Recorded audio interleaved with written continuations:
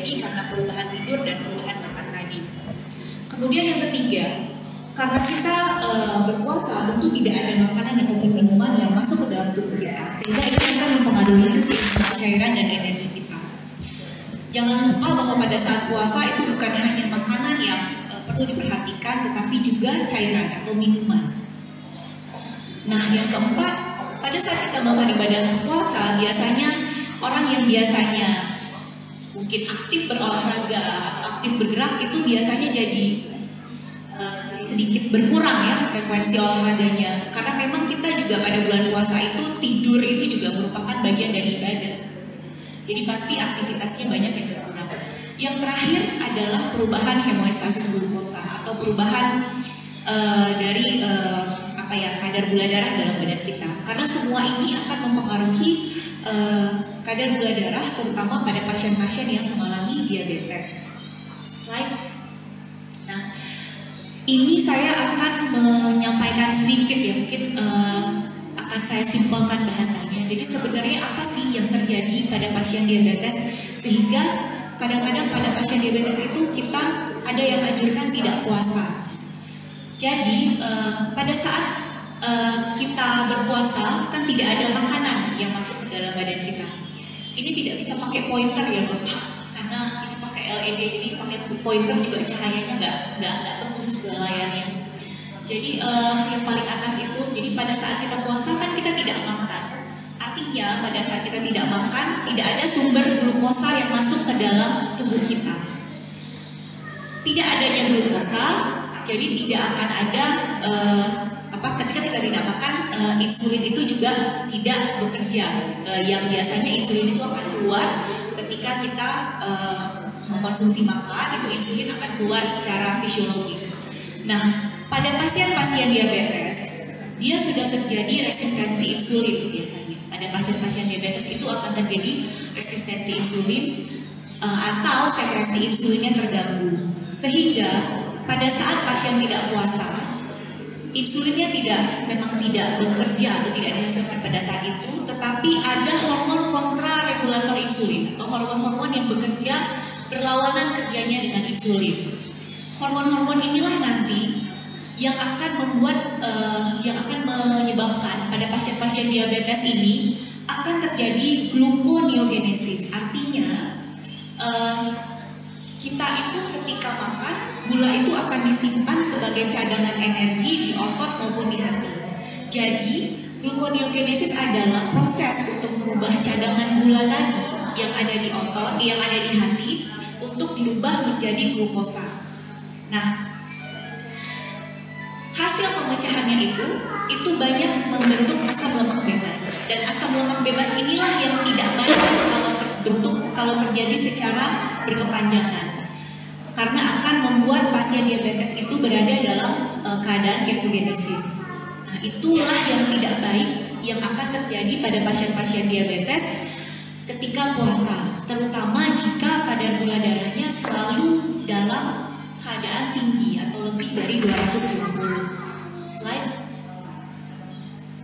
Nah, pada pasien-pasien diabetes resiko apa saja yang bisa terjadi?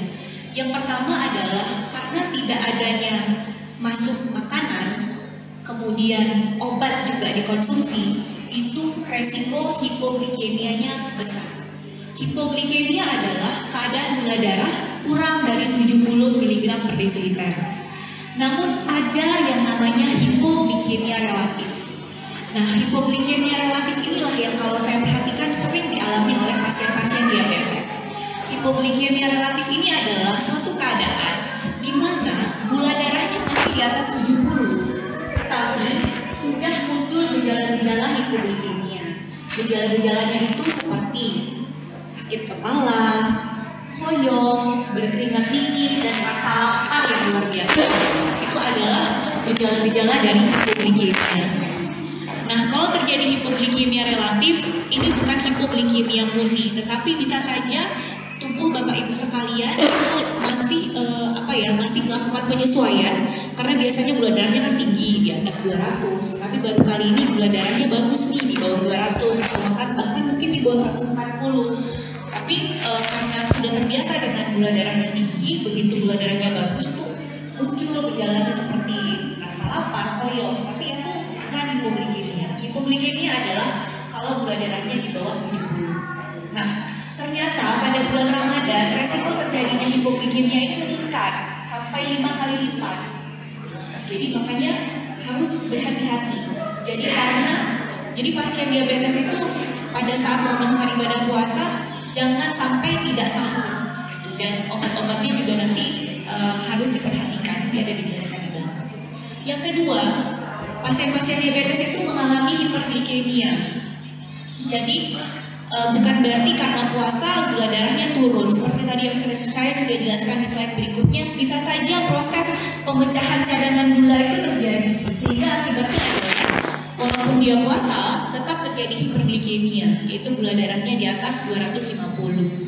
Dan yang ketiga, bisa terjadi ketoasidosis diabetik akibat dari pemecahan cadangan gula tadi yang menghasilkan badan-badan keton. Nah, yang kondisi ketoasidosis ini adalah kondisi yang merupakan kondisi gawat darurat pada pasien diabetes yang membutuhkan penanganan segera di rumah sakit. Nah, yang keempat adalah dehidrasi atau kekurangan cairan.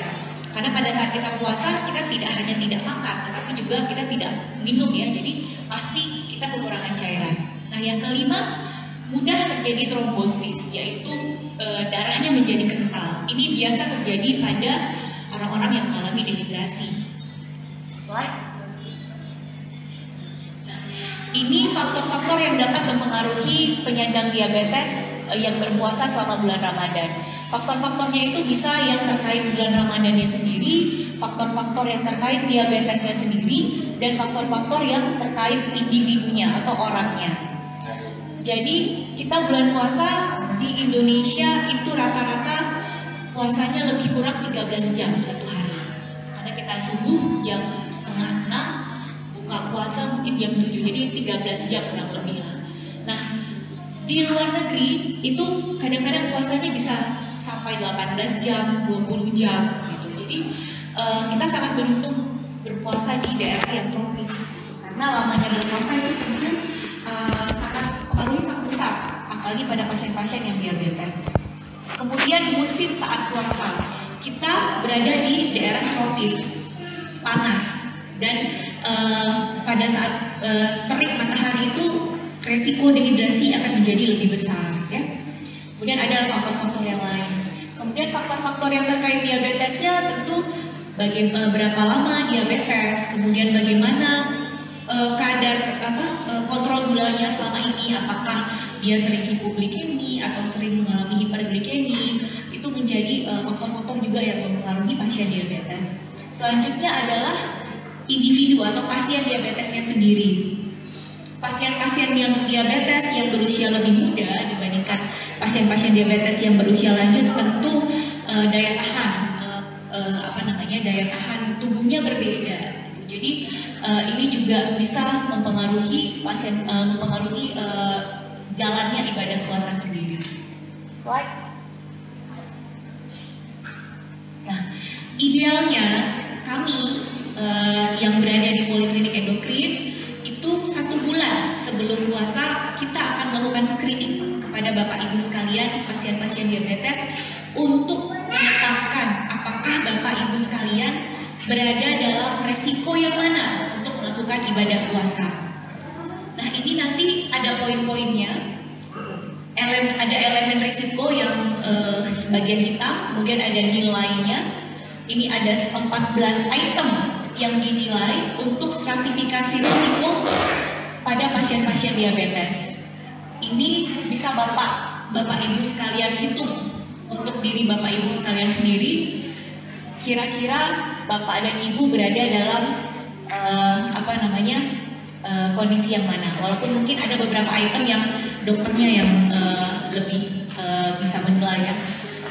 Namun yang menjadi 14 item ini adalah yang pertama tipe diabetes, lamanya diabetes, riwayat hipoglikemia. Makin sering mengalami hipoglikemia, maka semakin besar resikonya untuk menjalani ibadah puasa. Kemudian kendali gula darah. Makin tinggi HbA1c-nya, berarti kendali glikemiknya selama ini tidak bagus, artinya semakin besar resikonya untuk melakukan ibadah puasa. Jam berpuasa, kalau kita biasanya itu pasti kurang dari 16 jam, berarti resikonya masih kecil, ya. Kemudian elemen risiko yang lain adalah terapi. Kalau dilihat bahwa kalau misalnya terapinya adalah insulin atau yang injeksi, itu biasanya resiko hipoglikemianya itu akan makin besar, sehingga resiko untuk berpuasa juga semakin besar. Kemudian pemeriksaan gula darah mandiri. Pasien diabetes selama menjalankan ibadah puasa itu seyogyanya harus lebih sering melakukan pemeriksaan kadar gulanya, ya. Kalau sehari-hari biasanya saya pribadi suka menganjurkan tiap 3 hari sekali atau seminggu sekali. Tapi selama bulan puasa ini sebenarnya anjurannya setiap hari, ya. Nah, kemudian apakah pasiennya pernah masuk rumah sakit karena komplikasi tertentu? Nah, ini dokternya yang tahu, ya. Kemudian poin nomor 9 juga komplikasi makrovaskular. Apakah Bapak Ibu misalnya ada sakit jantungnya, atau pernah stroke, atau mungkin pernah ada luka di kakinya yang susah sembuh, berarti itu sudah ada komplikasi makrovaskular, ya.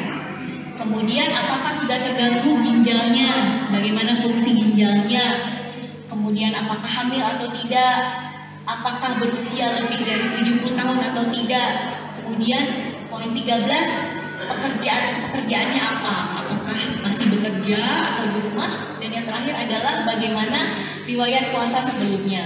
Kalau misalnya pasiennya dulu atau bulan Ramadan yang lalu pernah berpuasa dan selama puasa itu gula darahnya tidak bagus, sering hipoglikemia, mungkin sampai masuk rumah sakit karena gula darahnya terlalu tinggi misalnya, itu dianjurkan untuk itu kan artinya pengalaman negatif, ya, itu dianjurkan memang tidak berpuasa. Oke, slide. Nah, jadi dari faktor stratifikasi resiko tadi, kita dapat masukkan pasien diabetes itu berada dalam resiko apa? Resiko rendahkah, resiko sedangkah, atau resiko tinggi? Ya, rata-rata pasti biasanya pasien itu akan berada dalam resiko sedang dan resiko tinggi. Resiko sedang itu poinnya 3,5 sampai 6 dan resiko tinggi di atas 6. Ya, slide. Nah, sehingga ini ada rekomendasinya disandingkan antara rekomendasi medis dan rekomendasi religi, bagaimana posisi pasien dengan resiko tadi. Nah, kalau pasiennya berada dalam resiko rendah dengan poin 0 sampai 3, maka pasiennya aman untuk berpuasa. Secara medis itu aman, secara religi puasa jatuhnya adalah wajib pada pasien itu. Nah, sedangkan kalau misalnya posisi pasiennya dengan poin resiko sedang dengan poin 3,5 sampai 6, artinya puasa dibolehkan, tetapi resikonya ada, sehingga butuh evaluasi dari sisi medis, penyesuaian dosisnya, dan pemantauan ketat dari kadar gula darahnya. Secara religi rekomendasinya apa? Puasanya disarankan, namun pasien boleh memilih untuk tidak berpuasa apabila pasien khawatir dengan keadaannya dan sesudah melakukan konsultasi dengan dokter. Nah, jika pasiennya memilih berpuasa, maka sangat disarankan untuk mengikuti rekomendasi medis yang disarankan. Nah, dalam kondisi, artinya dalam posisi resiko sedang ini, puasa disarankan. Namun kalau misalnya pasiennya memilih untuk pasiennya khawatir, maka pasiennya masih dibolehkan untuk tidak berpuasa. Tapi kalau misalnya pasiennya memilih untuk berpuasa, maka pemantauannya akan jadi lebih ketat lagi. Pemantauan ketat di sini maksudnya adalah pertama dari gula darahnya, yang kedua dari obat-obat yang dipakai untuk penyesuaian dosisnya, yang ketiga adalah pola makannya bagaimana.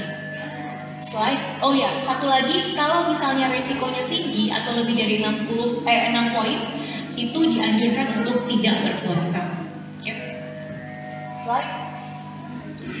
Sehingga itu pada pasien-pasien diabetes yang memilih untuk berpuasa, maka harus tahu bagaimana menyesuaikan nutrisi selama bulan Ramadan dan bagaimana aktivitas fisik yang disarankan. Yang kedua, dosis obat harus ada penyesuaian.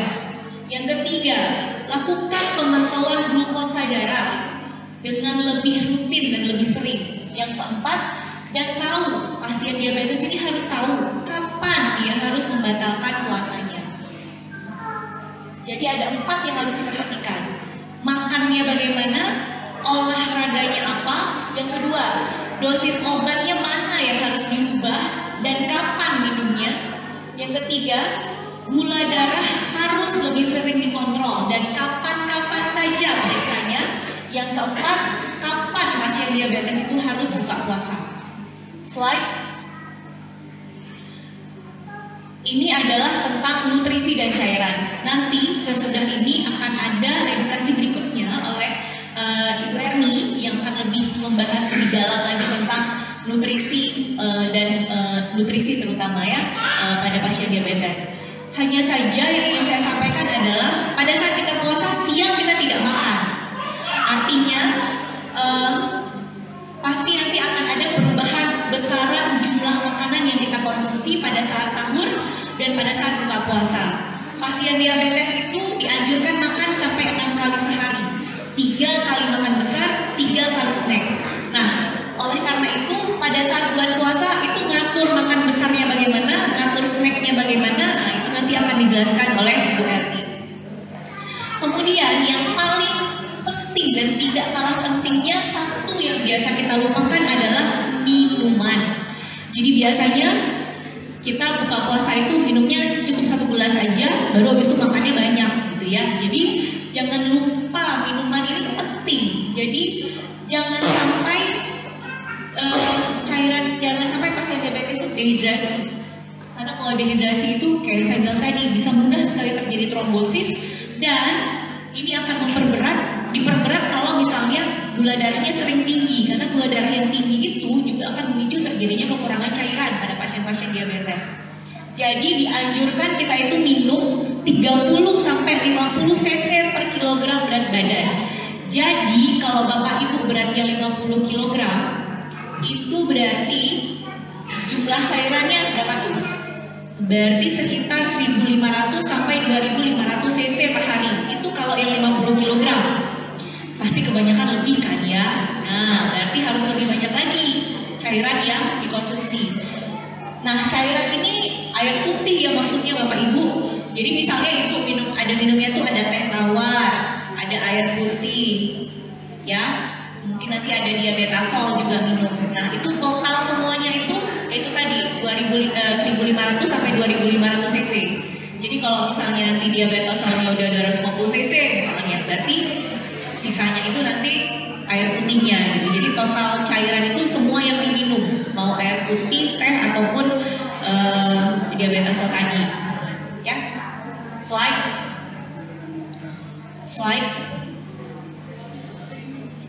Nah, bagaimana aktivitas dan latihan fisik selama bulan Ramadan?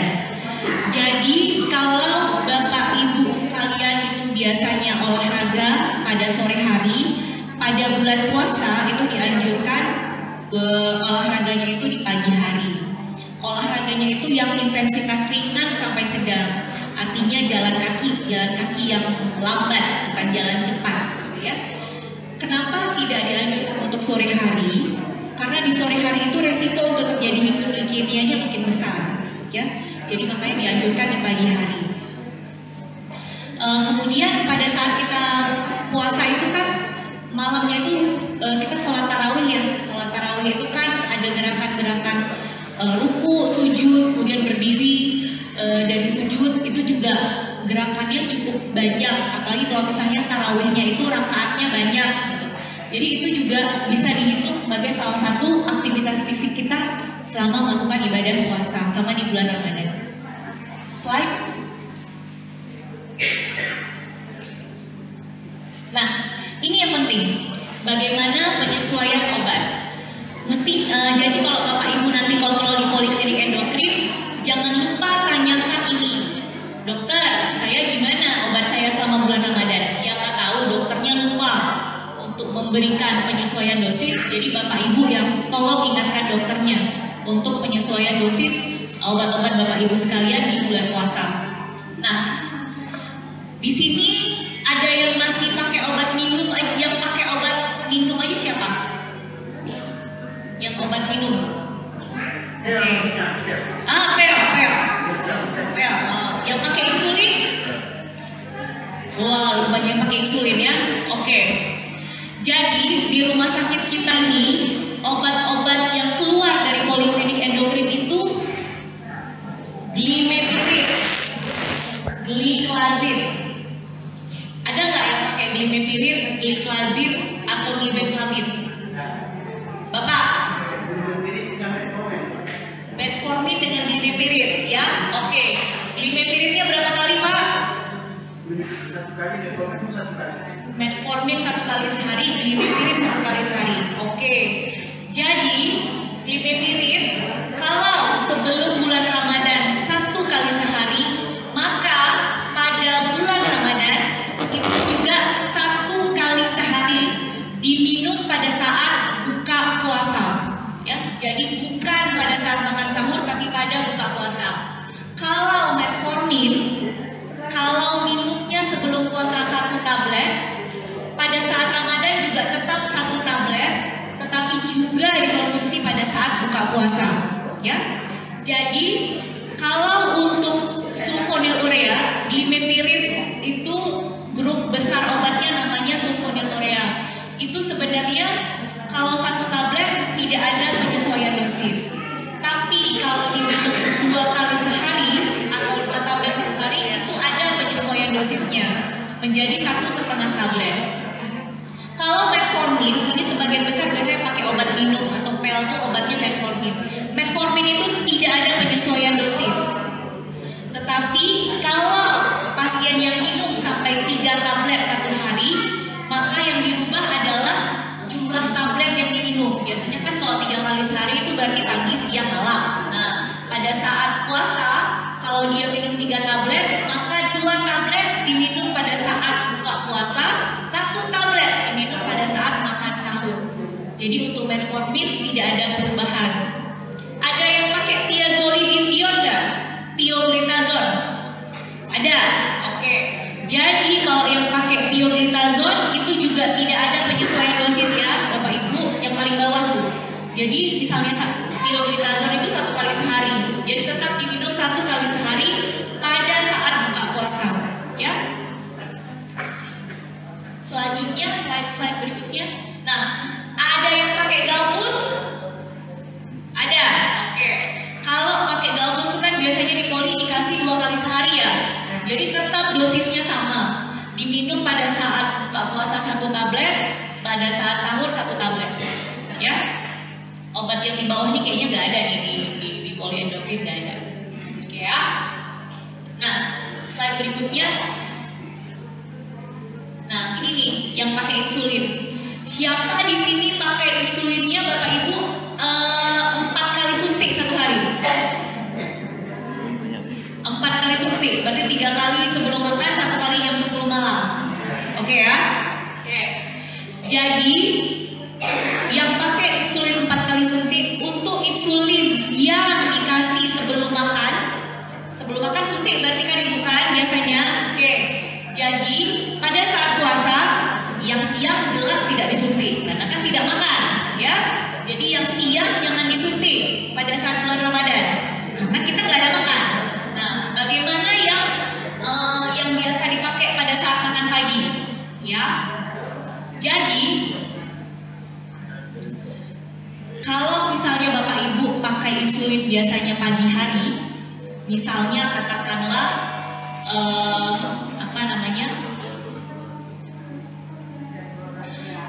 misalnya Bapak suntik, misalnya Ibu suntiknya pagi 8 unit. Oke. Jadi yang 8 unit itu, yang 8 unit waktu makan pagi itu disuntikkan pada saat berbuka puasa. yang siang tidak disuntik. Jadi misalnya 8 unit pagi disuntikkan pada saat buka puasa, pada saat ibu mau makan nasi, pada saat buka, ya. Terus bagaimana dosis yang sebelum makan sahur? Nah, dosis yang sebelum makan sahur itu adalah dosis yang disuntikkan pada saat makan malam. Tapi dosisnya dikurangi 25 sampai 50%. Jadi yang insulinnya suntik 3 kali sebelum makan, insulin yang biasa disuntik di pagi hari sebelum makan pagi itu disuntikkan pada saat berbuka puasa. Dosisnya penuh. Insulin siang hari tidak disuntik karena kita tidak makan. Ya. Insulin yang disuntikkan sebelum makan malam itu disuntikkan pada saat sahur, dikurangi dosisnya 25 sampai 50%. Jadi kalau misalnya biasa pakai 8 unit pada saat sebelum makan malam, jadi pada saat makan sahurnya itu disuntik kira-kira 6 unit sampai 4 unit, 4 sampai 6 unit, ya. Nah, bagi pasien diabetes dianjurkan sahurnya itu selama mungkin, artinya mendekati waktu imsak, ya. Sunnahnya juga begitu kan, melambatkan sahur, menyempatkan berbuka puasa, ya kan? Ya, jadi sahurnya itu selama mungkin. Jadi artinya betul-betul mendekati waktu imsak. Jangan sahurnya jam 4 pagi, gitu ya. Jadi selama mungkin waktu sahurnya. Nah, tadi ada yang pakai insulin jam 10 malam kan? Ada ya? Nah, yang pakai insulin jam 10 malam itu waktu suntiknya tetap jam 10 malam, tetapi dosisnya dikurangi 15 sampai 30%. Jadi hitung sendiri. Jadi kalau misalnya biasanya pakai dosis lantus atau levomernya itu jam 10, berarti kalau 15%-nya kira-kira antara berapa ya? Antara 8 ya, 6 sampai 8 ya. Itu sendiri Bapak Ibu. Oke, terus bagaimana kalau pakai insulinnya itu yang mix? Ada nggak yang pakai mix? Gak ada yang pakai mix ya? Oh, oke.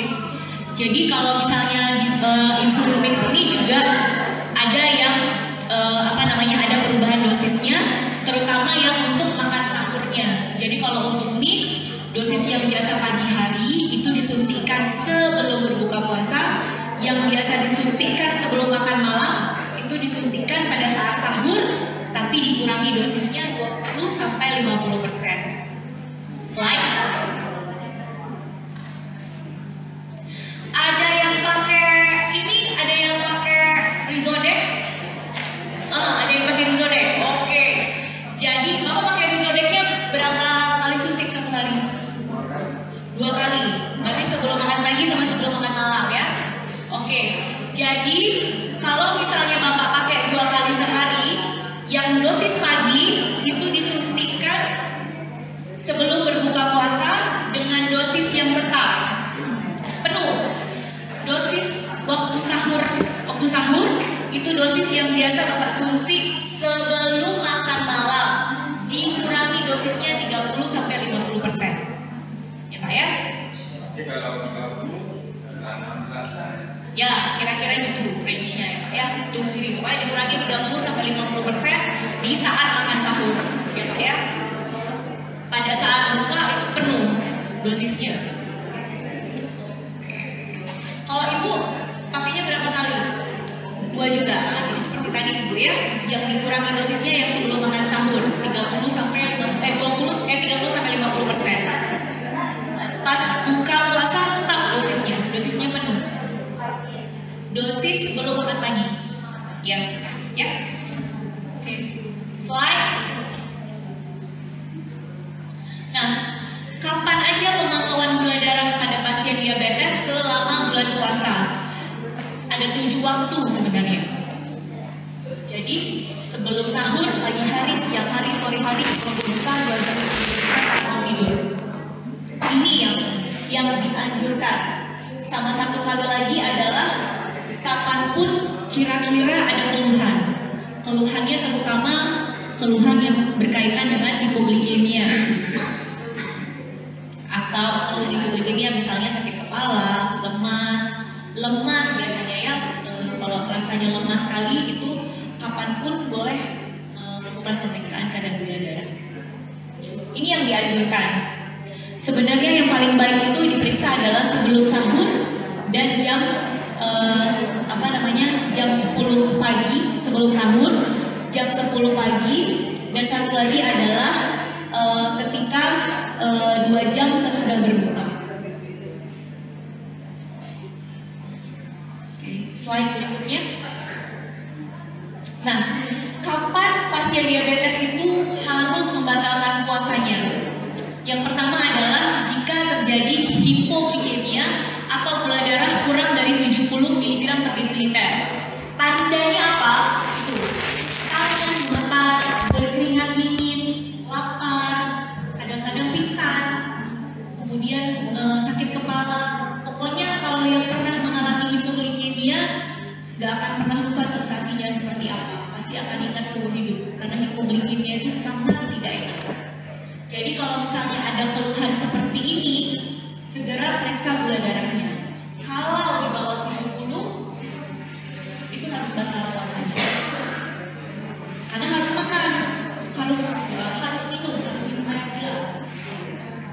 Kemudian disarankan berbuka puasa apabila gula darah lebih dari 300 mg per desiliter. Yang ketiga adalah terdapat gejala-gejala hipoglikemia, dehidrasi atau penyakit akut lainnya. Jadi hiperglikemia atau gula darah yang terlalu tinggi itu juga keluhannya biasanya pasiennya lemas pertama ya. Kemudian biasanya kencingnya jadi lebih sering. Sehingga pasien itu kalau kencingnya sering kan jadi dehidrasi, akibatnya rasa haus yang luar biasa. Jadi tiga momen ini adalah kapan pasien diabetes harus berbuka puasa. Ya. Jadi kenali gejalanya, periksa gula darahnya. Kalau memang terlalu tinggi lebih dari 300 atau terlalu rendah di bawah 70, itu harus berbuka puasa. Slide. Sekian presentasi dari saya. Nanti kalau ada pertanyaan kita sama-sama bahas pada sesi diskusi. Terima kasih. Assalamualaikum warahmatullahi wabarakatuh. Di SSD dan membahas tentang menu apa yang kita boleh makan selama bulan puasa, selama dalam sejak buka puasa hingga sahur ya. Setelah sahur jangan makan lagi ya, gitu ya. Oke, silakan kepada Bu Erni. Terima kasih Dr. Sarah. Bismillahirrahmanirrahim. Assalamualaikum warahmatullahi wabarakatuh.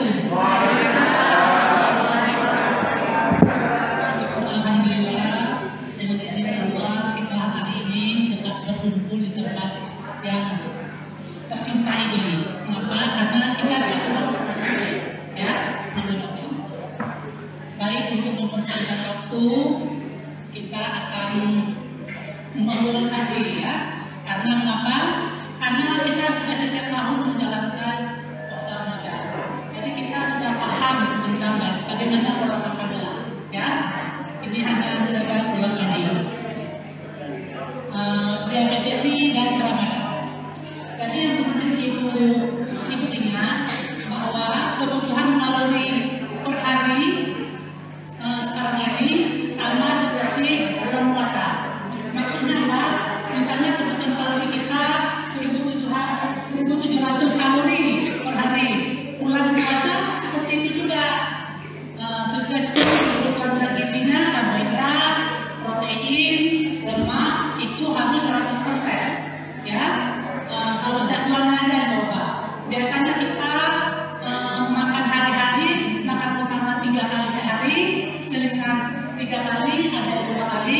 Kalau bulan puasa jadi 2 kali makan utama, 2 kali selingan. Tapi harus padat zat gizi, harus tercukupi kebutuhan kalorinya, ya. Baik, Bapak Ibu.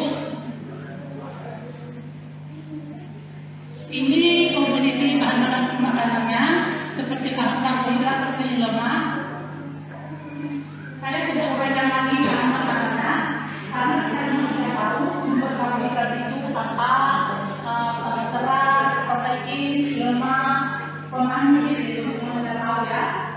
Lanjut. Nah, ini distribusikan makanannya disebutkan tadi sahur lebih kurang 40%. Makanan utama, buka puasa lebih kurang 60%, sebelum sholat maghrib, sesudah sholat maghrib, dan sesudah tarawih lebih kurang 10%. Ya lanjut. Ini perencanaan makanan 3J, jangan lupa 3J. Tepat jadwal, tepat jumlah, jenis. Jadi jadwalnya aja yang berubah. Lanjut. Ya, di samping nutrisi, kebutuhan cairan harus terpenuhi. Ini tips minum air putih 8 gelas per hari di bulan Ramadan. Jadi 1 gelas setelah bangun sahur, 1 gelas setelah makan sahur, 1 gelas setelah azan maghrib, 1 gelas setelah buka puasa, 1 gelas setelah sholat maghrib, 1 gelas sebelum sholat isya, 1 gelas setelah sholat tarawih, 1 gelas sebelum tidur. Ini usahakan teratur seperti ini, insya Allah kebutuhan nutrisi cairannya tercukupi. Ya, itu akan beras dari 250 cc, 2000 cc. Ya, kita biasanya buka puasa dengan 13 dengan airnya seperti ini. Ya, yang sering hal seperti itu harus diperbaiki, dirobat pelan-pelan. Ya, oke lanjut. Ini apa? Karena terlalu cepat ya. Ini namanya terbatas. Apa yang harus diperhatikan? Asupan cairan 8 per hari, kebutuhan energi dan zat gizi sama seperti kondisi tidak puasa, susunan menu atau hidangan tidak berbeda dari anggota keluarga lain, makan sahur dengan hidangan yang menarik untuk meningkatkan selera makan, buka puasa dengan hidangan segar dan bergizi, sebaiknya makan tidak berlebih, bertahap dan dikunyah dengan baik, segera berbuka dan melambatkan makan sahur. Nah, ini ke yang makasih tersana. Agak kedengaran ya. Baik, ini contoh menu 500 kalori. Ini yang harus kita asup selama bulan puasa dalam seharian. Ini buka puasa. Buka puasa biasanya kita minum apa Ibu? Nah, mulai sekarang air mineral aja. 1 gelas, ada rutop 15 gram, ada ukuran rumah tangganya 3 biji, tanpa pepaya 100 gram 1 potong. Bapak Ibu tahu nggak rutop itu apa? Rutop apa? Siapa yang tahu? Mangga. Mengapa sangat dianjurkan minum mangga? Karena indeks glikemiknya sangat rendah, sangat cocok untuk buka puasa. Ya, kita berpuasa lebih kurang 14 jam, lalu kita kosong. Jadi diisi pelan-pelan, jangan langsung makan nasi. Biasanya kita makan nasi terus, ya kan? Itu dia. Nah sekarang perbaiki, jangan lagi seperti itu, bukan nggak boleh aja, ya. Cuma sekarang sudah tahu yang benarnya bagaimana bisa diperbaiki, ya. Kira-kira rutop ada nggak dengan Aceh? Ada, karena saya tahu ada, makanya saya anjurkan, ya.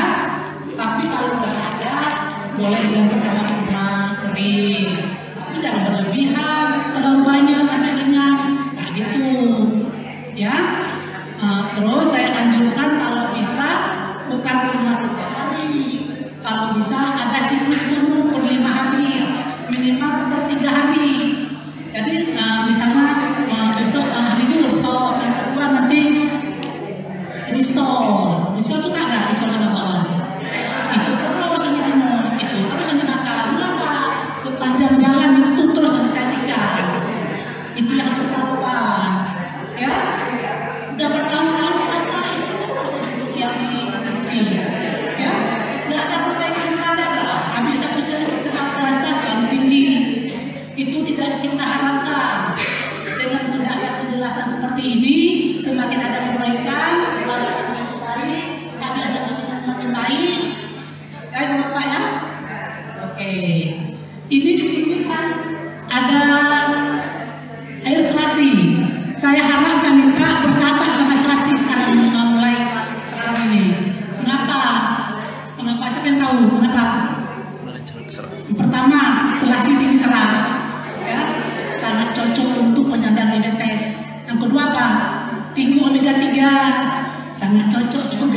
karena dianjurkan. Yang ketiga apa? Tinggi antioksidan. Ya, jangan enteng, jangan remeh, selasi atau chiasid. Sama boleh. Ya, kalau selasi itu kita kembangkan langsung mengembang ya, langsung cepat. Sedangkan chiasid agak lama, ada mengembangnya di lambung. Jadi bersabar aja, minum apa aja, campurkan aja, cemplung aja sedikit gitu. Ya, paham Pak Ibu? Ya, jadi usahakan buka puasa yang segar-segar, yang fresh seperti ini. Ya, oke lanjut. Nah, setelah salat maghrib makan seperti biasa, menu seimbang. Ada karbohidrat, ada protein, ada vitamin mineral, ada sayur, ada lemak. Kalau kita gimana bukannya? Ada yang menu seimbang? Usahakan ya. Di sini ada saya buat ikan kembung panggang 100 gram, 1 potong. Mengapa saya pilih ikan kembung? Kenapa ikan kembung Bapak Ibu? Tahu nggak? Tahu. Murah nggak? Murah. Ikan kembung ternyata sangat tinggi protein, sangat tinggi. Ya, itu kalau ada ibu-ibu muda yang punya balita dianjurkan ikan kembung. Ada protein sangat tinggi untuk mencegah stunting. Jadi kalau untuk ibu apalagi sangat cocok. Yang kedua apa? Tinggi omega 3. Itu lagi saya anjurkan omega 3. Sangat penting omega 3. Anti inflamasi. Ya, kita ini udah 50 tahun ke atas yang diabetes, yang sakit sendi, ya itu perlu anti inflamasi dari omega 3 ikan kembung. Nggak perlu beli salmon, itu nggak perlu. Salmon mahal, ya. Kita ikan kembung aja yang murah, yang ada setiap hari di pasar, ya. Oke, paham itu apa? Oke, lanjut. Nah, setelah sholat tarawih, biasa kita makan apa? Makan jamu, makan bakso, makan bubur, makan apa namanya? Nah, dan sekarang lebih tepatnya saya anjurkan susu dextrosol. Mengapa? Boleh. Ada zat gizi yang dibutuhkan tubuh kita, nutrisinya seperti kalsium, zinc, yodium, magnesium, zat besi ada terkandung di dextrosol. Mulai sekarang boleh stop itu beli sama di depan dan keburu habis. Saya anjurkan bulan puasa boleh stop susu dextrosol. Ya, kita akan biasanya kurang bervariasi makanya. Kebanyakan karbohidrat sama lemak. Ya, nah, sekarang beli yang tepat. Saya anjurkan tetap bisa makan enak, bisa buat puding pakai dextrosol supplement, ya. Atau ini pola bukan untuk buka puasa makanya. Yang tepatnya setelah sholat tarawih pakai pola dextrosol supplement.